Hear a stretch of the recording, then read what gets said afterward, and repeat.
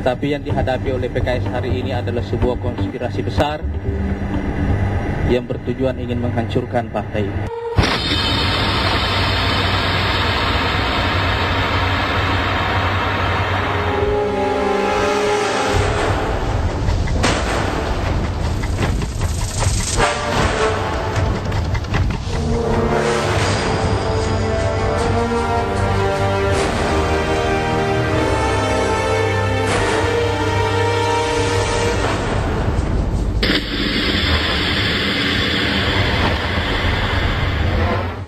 Ya, dugaan korupsi impor sapi yang membelit Partai Keadilan Sejahtera berimbas pada citra partai tersebut. Di Semarang, Jawa Tengah, sejumlah papan nama partai dicoret oleh orang yang tidak dikenal.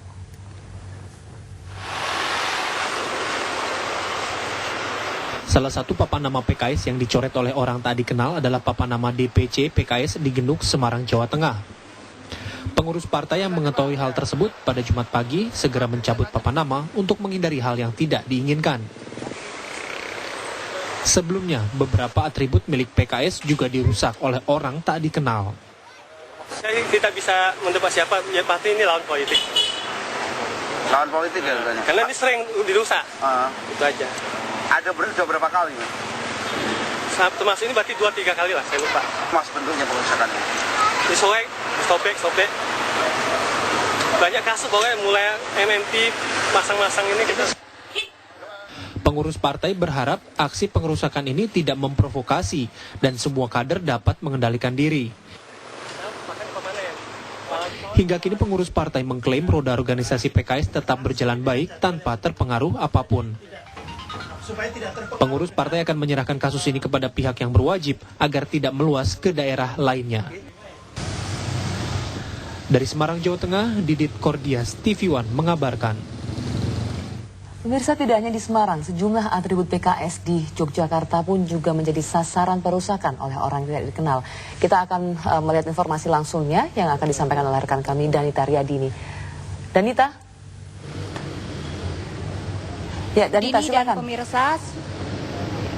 Dini dan pemirsa, sejak ditetapkannya Presiden PKS sebagai tersangka oleh KPK dalam dugaan kasus suap impor daging sapi di Kementerian Pertanian, nama PKS semakin disorot oleh masyarakat.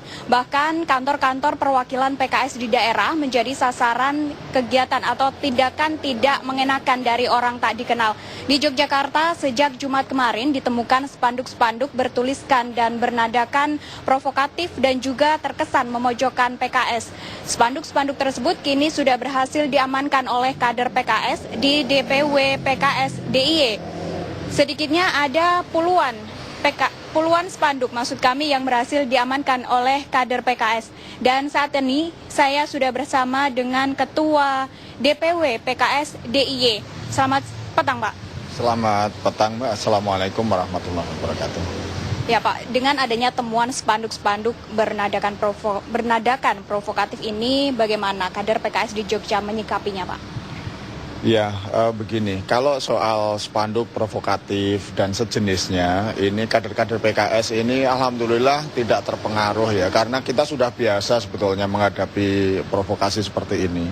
Hanya memang kalau kita lihat dari bahan, desain, dan seterusnya, ini bukan dari Jogja. Jadi kami sudah biasa mengerti seluk-beluk teknis spanduk seperti ini, dan ini bukan Jogja, dan desainnya juga bukan style Jogja gitu.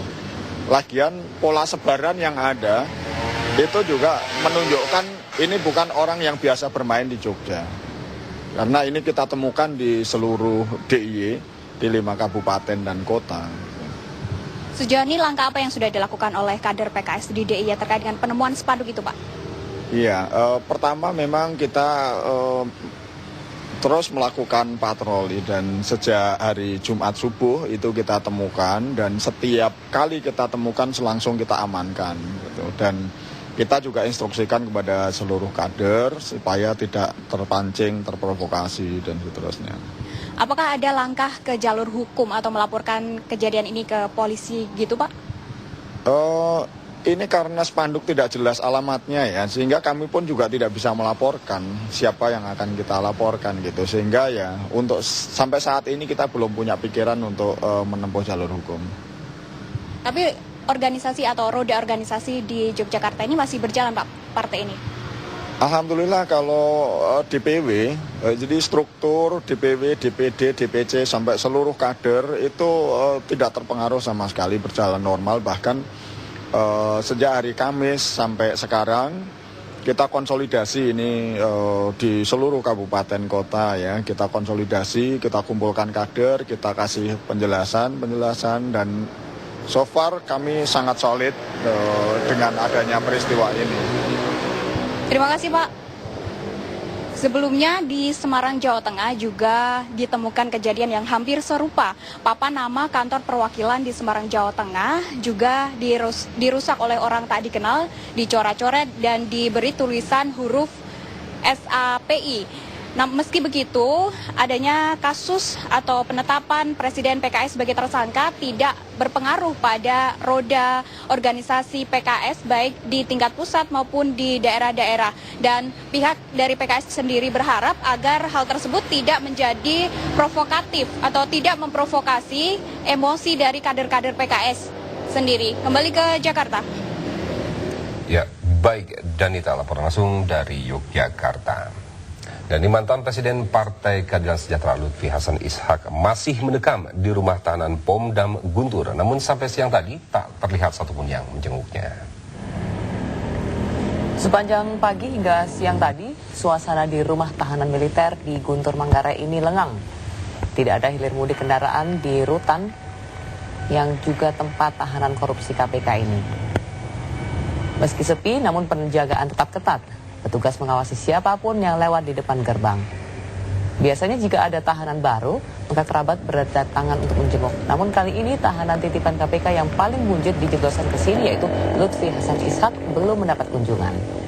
Selain Lutfi, tersangka korupsi pengadaan simulator SIM yaitu Irjen Pol Joko Susilo juga ditahan di sini.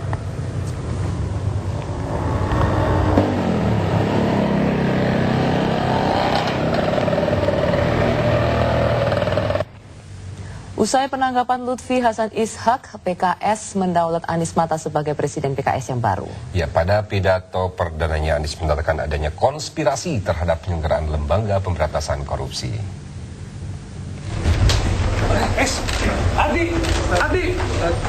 Bahtera Partai Keadilan Sejahtera sedang diterpa ombak kencang.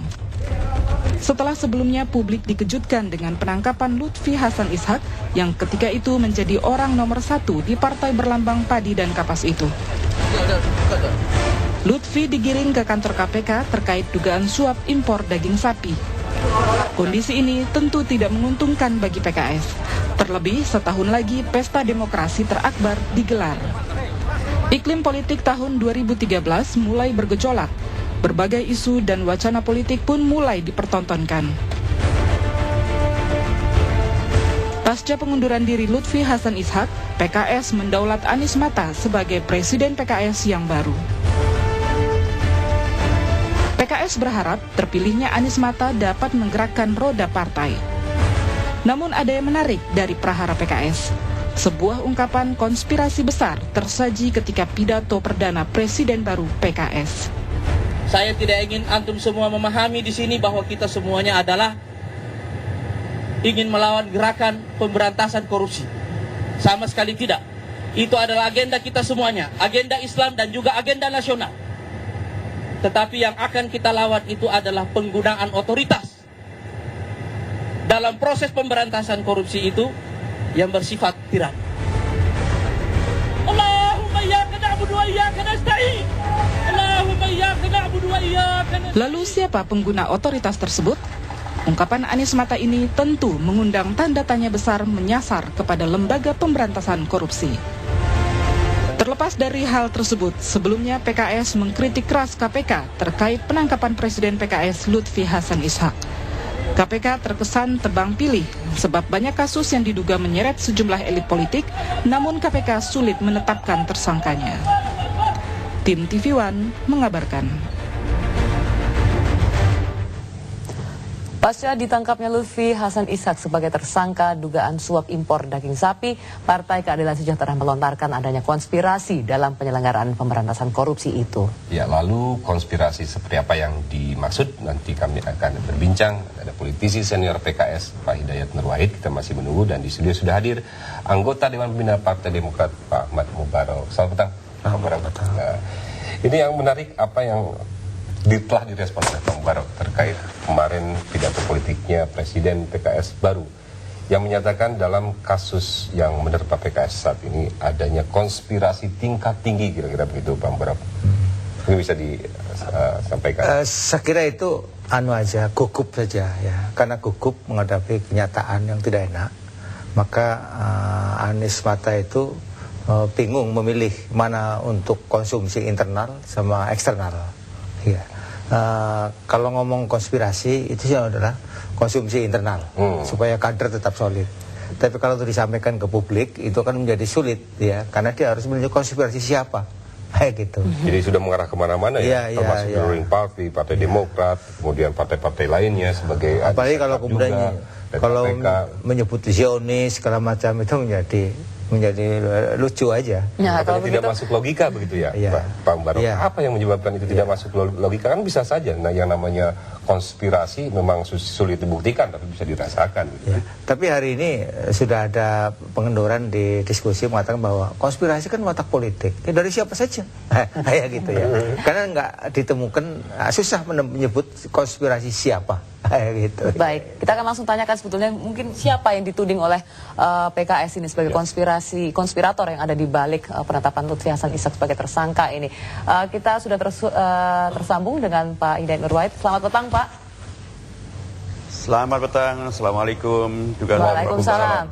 Ya, Pak Hidayat, kalau Bapak bisa sebutkan sebetulnya konspirasi itu kan tentunya ada pelaku dan ada motif ya Pak ya. Jadi siapa Pak ini konspiratornya ini menurut Anda?